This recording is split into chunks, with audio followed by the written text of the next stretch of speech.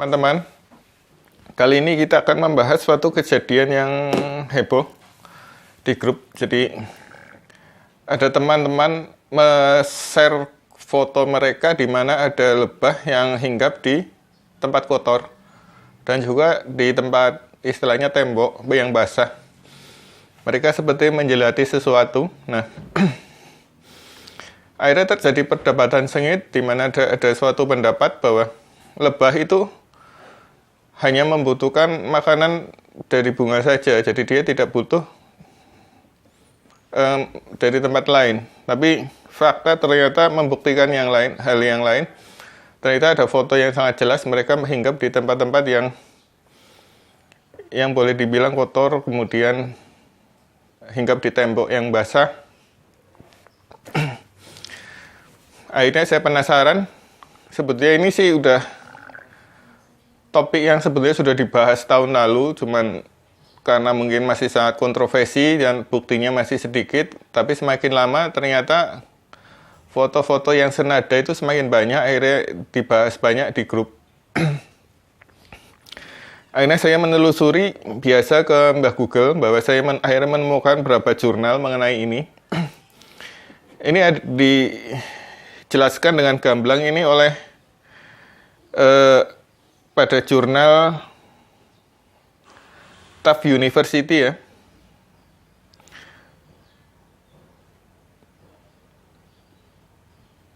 Ini saya baca judul jurnalnya adalah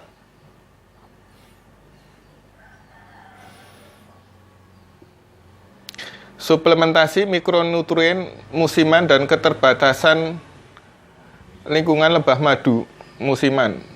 Ini jurnal Fisiologi Serangga oleh Luc D. O'Connor, Philip T. Stack, dan Rachel E. Bonoan. Jadi mereka menjelaskan bahwa ternyata lebah itu sangat membutuhkan mikronutrien atau yang kita bisa sebut dengan mineral dan vitamin. Terutama pada musim-musim istilahnya cuaca yang ekstrim. Kalau di sana disebut pada musim dingin dan musim gugur. Kebutuhannya sangat melonjak karena mereka butuh mikronutrien untuk lebih menghangatkan tubuh. Jadi mereka membutuhkan kalium dan natrium istilahnya untuk kontraksi ototnya bisa lebih kuat, jadi mungkin dia bisa mengepakkan sayap di dalam sarang dengan lebih giat, jadi bisa menghangatkan suhu sarang. Kemudian mereka butuh kalsium untuk membentuk torak atau membentuk istilahnya kulit kerasnya mereka, rangka kulit. Jadi kulit serangga itu kan keras, itu sebenarnya terbentuk dari kalsium. Nah, pada umumnya lebah itu memang mengambil makanan itu atau mineral itu pada polen. Tapi tidak semua polen ternyata memenuhi kebutuhan gizi. Nah, ini saya ambil lagi jurnal dari New Zealand. Di New Zealand, peneliti New Zealand itu bilang bahwa salah satu polen yang kurang nutrisinya adalah bunga matahari. Jadi bunga matahari itu mineralnya sangat kurang. Jadi lebah akan membutuhkan asupan dari bunga lain atau tempat lain. Ada juga ini pendapat juga bahwa yang kurang lagi adalah almond. Jadi polen bunga almond itu nutrisinya sangat rendah. Bahkan jika lebah diangon di perkebunan almond dan hanya spesifik di lingkungan itu adalah bunga almond semua, maka koloni lebah akan menyusut karena kekurangan gizi, karena polennya tidak memenuhi gizinya, polennya jadi sangat rendah gizinya atau protein dan mineralnya. Walaupun ada pendapat lain bunga polen itu ada racunnya, tapi ada dua pendapat itu yang istilahnya yang kuat.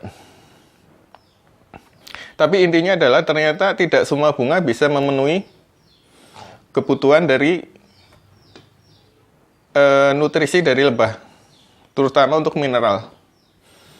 Nah, akhirnya lebah itu akan mencari mineral pada air asin. Di sini dijelaskan salt water dan dirty water atau air kotor. Kita bisa terjemahkan mungkin air lumpur atau air asin. Kemudian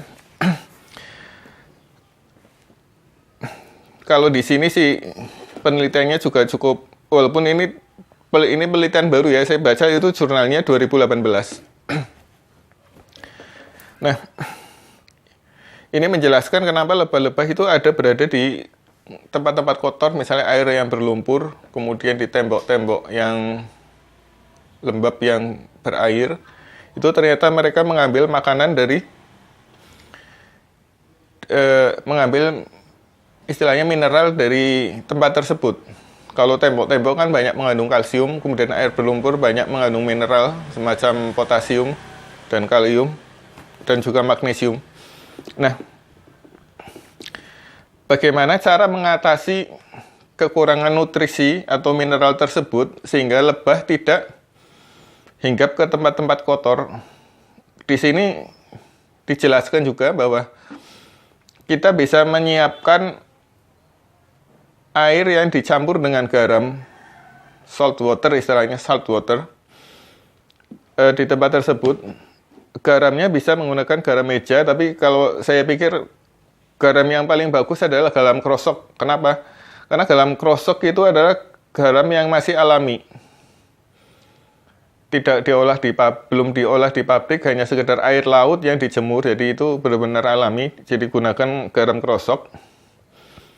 Kemudian di sini juga disarankan juga adalah menabur garam di tanah atau di sekitar tanaman, sehingga nanti tanaman akan menyerap mineralnya mungkin bisa masuk ke bunganya, kemudian atau mungkin bisa lebahnya makan di sekitar tanaman tersebut mengambil mineralnya. Atau biasanya pun tanaman bisa mengeluarkan kelebihan airnya atau uap airnya, dan ketika tanaman itu banyak mineral, itu akan mengeluarkan air yang keluar dari tanaman, misalnya dari daun atau stomata yang mengandung banyak mineral yang akan dimakan oleh lebah. Nah, itu cara yang paling gampang yang dianjurkan oleh mereka untuk istilahnya memenuhi kebutuhan mineral dari lebah. Bahkan kalau di luar negeri ternyata mereka menjual sendiri garam atau mineral untuk lebah. Teman-teman bisa googling, mereka jual, tapi di sini kayaknya belum ada. Dan saya kira nggak perlu ya, karena kita punya garam krosok yang melimpah, mungkin kita gunakan garam krosok saja, itu udah cukup. Tapi intinya lebih baik teman-teman bisa menyiapkan air yang dijarah garam krosok atau nutrisi atau tanaman yang polennya bergizi. Jadi jangan melulu polen yang rendah nutrisinya. Contoh polen yang rendah nutrisinya adalah bunga almond dan bunga matahari. Mungkin kemungkinan dari sini yang mirip dengan bunga matahari adalah bunga kenikir atau kosmos. Mungkin bisa dibilang nutrisinya rendah, di mana mineralnya sangat berkurang. Saya kira cuma segitu saja pembahasannya karena memang tidak terlalu banyak. Tapi semoga ini bisa menjawab pertanyaan teman-teman atau istilahnya bisa menambah wawasan dari teman-teman. Dan ini saya baca berdasarkan jurnal penelitian ya teman-teman, bukan pemikiran saya sendiri.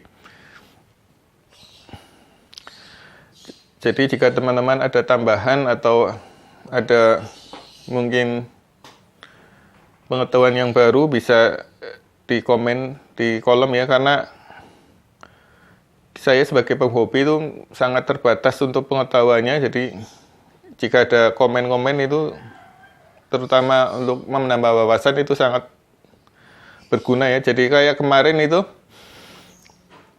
ada komenan dari yang akunnya Diah Ayu itu sangat amazing menurut saya, jadi sangat menakjubkan. Ternyata dia memelihara Itama Jawa.